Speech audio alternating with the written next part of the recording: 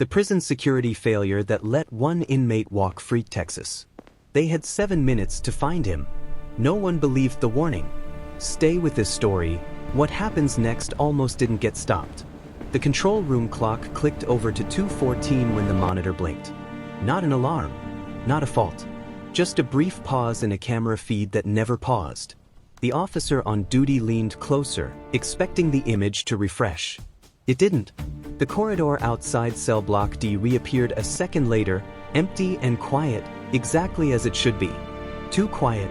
The officer marked it as a glitch and moved on. That was the first mistake. Down the tier, an inmate sat on the edge of his bunk, counting in his head. Not seconds. Patterns. He'd learned that the night shift moved in loops, not schedules. A door opened every 9 minutes. A guard stopped at the corner camera every third pass. The blind spot by the supply cage lasted exactly 12 steps. He had never touched a tool. He didn't need one. Earlier that week, the unit supervisor had dismissed a report as paranoia. An officer had noticed the inmate watching the floor during count, not the guards. Watching reflections. Shadows. The way light spilled when doors opened. The supervisor wrote it up as idle behavior. Nothing actionable. The inmate knew better. He had been waiting months for the smallest deviation. Tonight he got it. At 2:18, the supply cart stalled near the service corridor. The officer pushing it radioed for assistance. The radio crackled. Someone answered from the wrong channel. Another small mistake. The inmate stood. No rush. No hesitation. He stepped into the exact square of shadow he'd mapped during recreation time, when the sun cut through the yard fence and showed him how light moved across concrete. The cameras didn't miss him. They just weren't looking where he was. In the control room, the officer noticed a different anomaly. The camera covering the service corridor showed motion, but not where it usually did. The image looked normal unless you knew the edges. Unless you had watched it long enough to recognize absence. He zoomed in. Nothing. At 2:21, the inmate crossed the threshold between two zones that were never supposed to overlap. He didn't break a rule. He used one. A procedural gap written into the building decades earlier, when the facility expanded and no one fully reconciled the old routes with the new. Architecture had a memory. He followed it. The officer at the desk hesitated. He pulled up the inmate's file, expecting something that explained the unease settling in his chest. What he found was unremarkable. No disciplinary spikes. No violent history. No prior attempts. But the movement logs told a different story. The inmate had requested job changes more often than most. Not promotions. Lateral moves.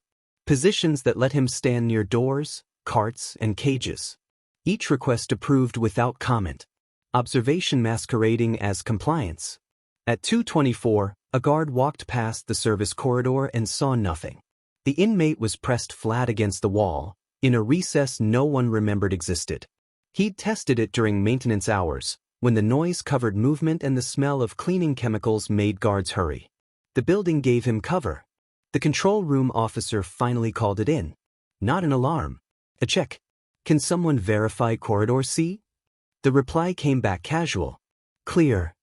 At 2:27, the inmate reached the secondary access door.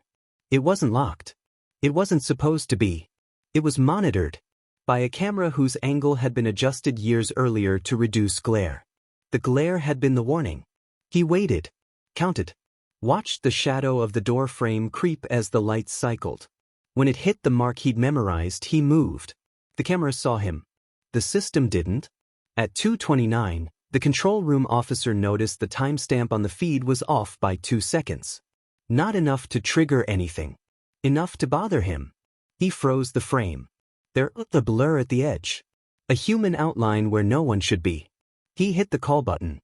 Lockdown service C. Now. The response was delayed by routine. Confirmation. Authority. Procedure. Time they didn't have. The inmate slipped through the access door and into a passage meant for air circulation, not people. It wasn't a tunnel. It wasn't hidden. It was simply overlooked, sealed on paper and forgotten in practice. He didn't crawl. He walked. At 2:32, the facility alarm finally sounded. Not for escape.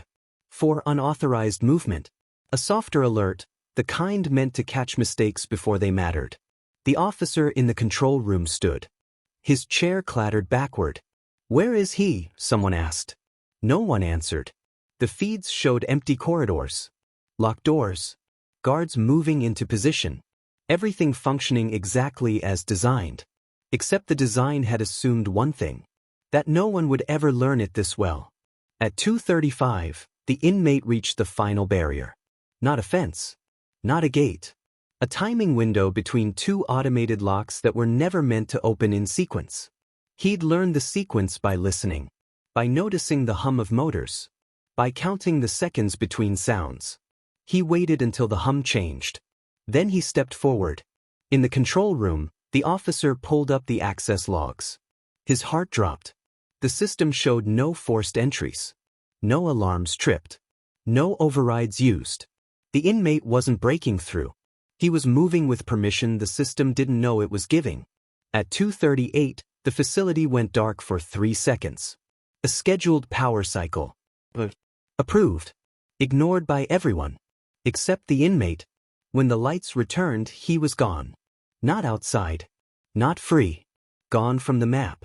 The supervisor arrived moments later, demanding explanations. The control room officer pointed at the screens, at the logs, at the empty spaces where something should have been.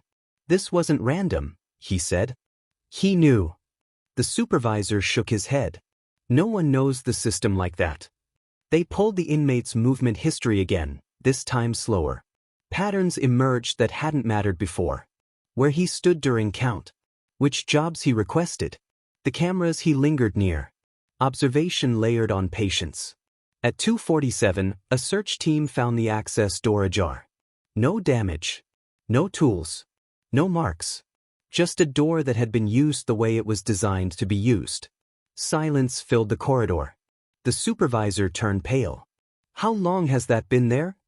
The answer came from an older officer, quiet and certain. "Since before this place was built." They checked the architectural files next. Old scans. Handwritten notes.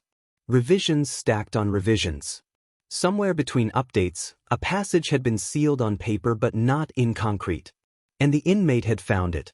When they checked the logs one last time, the raw data, not the summary, everything changed. The inmate had been testing the system for months. And the system had been teaching him the whole time. The first assumption was simple. He must still be inside. Search teams fanned out along the routes the system said were possible. Every door that could open, every corridor that could connect, every place a person could hide according to the diagrams on file. They trusted the diagrams. That was the second mistake. At 2:51, the warden ordered a full internal sweep. Housing units locked down. Counts frozen. Cameras pulled up in real time. The facility behaved the way it always did during drills. Efficient, controlled, confident. Too confident. In the control room, the officer replayed the feeds from the last 15 minutes. Frame by frame. He expected to see panic somewhere. A rushed movement. A hesitation. Something human. Instead, the footage showed calm. Guards walking their routes. Doors opening and closing on schedule. Automated systems humming along without interruption. It looked like nothing had happened. That absence became the problem. The supervisor demanded a timeline. The officer gave it, pointing out the camera pause, the delayed alert, the 2-second timestamp drift. "These are normal," the supervisor said. "Systems glitch." "They only glitch where they're blind," the officer replied. The supervisor ignored that. Search teams reported back. No sign of forced entry. No damage. No footprints where there shouldn't be any. The inmate hadn't torn his way through anything. He'd left no trail to follow. At 3:04, maintenance was called to inspect the service corridor door. The lock was intact. The sensors showed authorized cycles. The logs didn't list a user. The system couldn't explain itself. That's when someone suggested the obvious. Check the yard. Floodlights snapped on. Cameras pivoted outward. Guards scanned fences, gates, and towers. Everything was secure. No alarms. No movement beyond the perimeter. The inmate hadn't escaped. Not yet. At 3:12, a junior officer noticed something odd while reviewing the live feeds. One camera, an old analog unit that fed into the digital system, was reporting status without video. "It says it's active," he said, "but there's no image." Maintenance shrugged. "That camera's been scheduled for replacement for years." The supervisor waved it off. "Focus on confirmed paths." Another mistake. At 3:19, the search expanded to sublevels, utility spaces, storage rooms, places rarely visited at night. Teams moved quickly, calling out, shining lights into corners that hadn't seen attention in months. Nothing. No response. No signs of recent movement. The inmate had not rushed. He had not doubled back. He had not hidden where someone expected him to hide. The officer in the control room pulled the inmate's history again, this time ignoring the official summaries and focusing on raw data. He overlaid job assignments with camera coverage maps. A pattern snapped into focus. Every job the inmate had requested placed him near legacy infrastructure. Older wings. Transitional spaces. Areas renovated but never fully redesigned. He hadn't been studying guards. He'd been studying the building. At 3:27, maintenance finally opened a sealed access panel behind the service corridor. The concrete around it was older than the rest of the wing, poured during the facility's original construction. Behind it was a passage. Not narrow. Not hidden. Just unused. Dust covered the floor, except for one set of footprints. Fresh. The search team followed the passage until it split. One branch dead-ended at a ventilation junction. The other led toward a section marked decommissioned on the blueprints. Except it wasn't decommissioned. It was simply no longer monitored. The realization hit slowly. The inmate hadn't escaped security. He'd escaped oversight. At 3:41, the warden ordered an external perimeter alert anyway.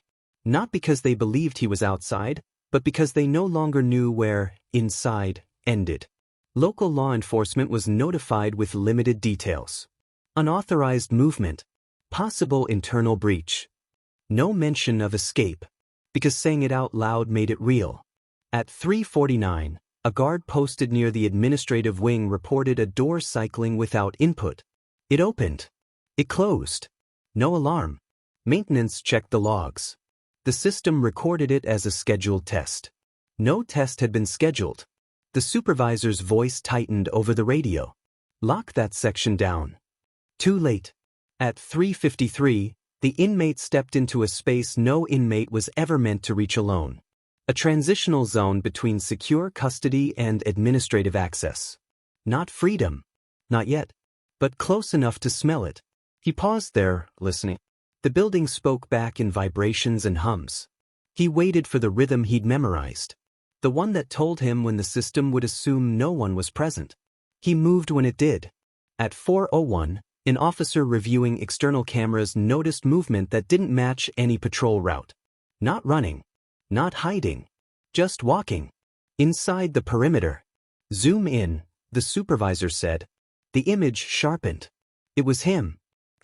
Unhurried. Alone. The control room went silent. "That's impossible," someone said. The inmate reached a service door leading toward a non-custody corridor. A place where uniforms were optional and assumptions replaced locks. He didn't touch the handle. He waited. At 4:03, a staff member exited from the other side, distracted by a radio call. The door opened. The inmate stepped through. No force. No resistance. Just timing. By the time the alarm finally escalated to a full breach, the inmate was no longer on any inmate camera. He was moving through a space the system didn't classify as custody, which meant no one was looking for him there. The warden stared at the live feeds, jaw clenched. How did he know? The officer answered without hesitation. "Because we showed him," he said. "And we never thought he was watching." They sealed the corridor moments later. Too late. The inmate had already crossed the line where procedure stopped and assumptions began. And the truth was about to surface. They found him at 5:18. Not running. Not hiding. Standing in a narrow administrative hallway, hands relaxed at his sides, waiting. When the response team approached, he complied immediately. No resistance. No surprise. Almost relief. The question wasn't how they caught him. It was why he stopped. Back in the control room, the feeds replayed everything again, this time without urgency. What had felt like chaos an hour earlier now looked like choreography. Every step the inmate took aligned perfectly with system behavior. No alarms tripped because none were designed to. No locks failed because they functioned exactly as intended. The building hadn't been breached. It had been followed. Investigators reconstructed his path from the beginning, ignoring assumptions and focusing only on what the system itself recorded. Door cycles. Camera handoffs. Power transitions. Maintenance routines. The pattern was undeniable. He had never forced entry anywhere. He had never accessed a restricted control. He had never moved faster than policy allowed. He had only moved when the system expected movement. The inmate explained it during the interview, calmly, without pride. "You don't beat the system," he said. "You let it do what it always does." He described listening to doors instead of watching them, counting time by air circulation cycles, learning which cameras handed off to which monitors and when human attention dropped. The most damning detail came last. He had practiced every step in plain sight. During work details. During recreation. During counts. Every time he paused near a door or lingered by a corridor, staff interpreted it as boredom. They never saw preparation. The investigation uncovered an uncomfortable truth. The security system was designed to detect force, not understanding. Threats, not patience. Chaos, not discipline. The inmate didn't exploit a flaw. He exploited a belief that no one would ever care enough to learn it this deeply. The final report avoided that wording. Instead, it cited procedural blind spots and legacy infrastructure integration issues. Rotation schedules were revised. Camera coverage expanded. Training modules updated. On paper, the system improved. But one line, buried deep in the findings, told the real story. No single failure occurred. That was the failure, because it meant responsibility belonged everywhere and nowhere. The inmate was transferred out of state within 48 hours. No announcement. No press. Officially, the incident was logged as an unauthorized internal movement. Unofficially, it changed everything. Facilities across the region quietly audited old wings. Maintenance requests surged. Camera upgrades accelerated. Not because anyone wanted to admit what happened, but because too many people understood what could happen again. The control room officer who first noticed the pause resigned 3 months later. He cited stress. He never spoke publicly. The supervisor was reassigned. The building remains standing. The inmate remains incarcerated. But the assumption that kept everyone comfortable, that security systems are defeated only by force, didn't survive that night. Because the most effective breach didn't involve strength. It involved attention. And that's the part that lingers. Not that one inmate outsmarted the system, but that the system taught him how. This could happen again. If this story shook you, the next one will be worse.